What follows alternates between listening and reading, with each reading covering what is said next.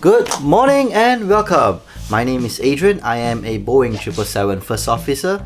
In today's Pilot Mind series, we are going to talk about RVSM, also known as Reduced Vertical Separation Minima.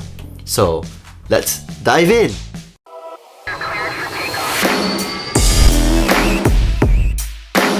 Generally speaking, to measure the airplane's pressure altitude, we will use feet or meters. And that depends where we are flying.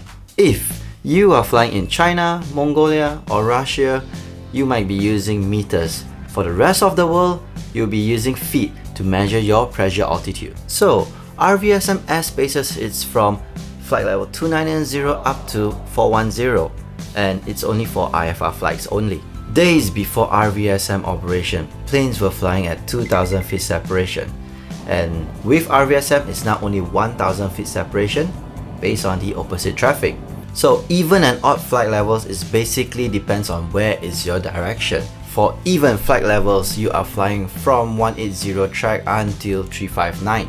And if you're flying odd flight levels, you are doing at 360 until 179. The concept of RVSM is for more airplanes to occupy the airspaces, and that will benefit the ATC, the pilot, as well as the airliners. Benefits for the ATC, basically it enhances the flexibility for them, as well as to reduce their workload. For the airliners, there'll be more levels to fly to save fuel, hence reduce the cost of operations. And for pilots, it helps us to save fuel during our flight, as well as to avoid turbulent area. Before a flight is approved into RVSM airspace, during ground operation, we need to make sure that the flight plan is correctly coded with the letter W in it.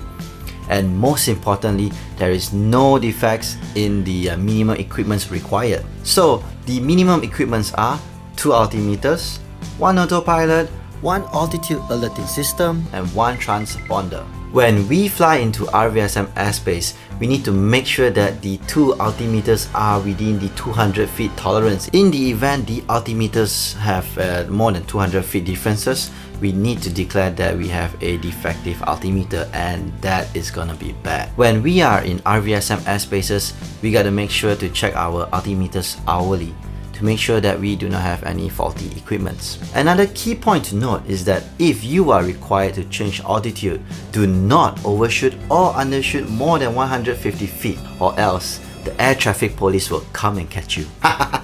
Just kidding. So here you go, the part 1 of RVSM. Stay tuned for the part 2, which we will jump into contingencies as well as emergencies.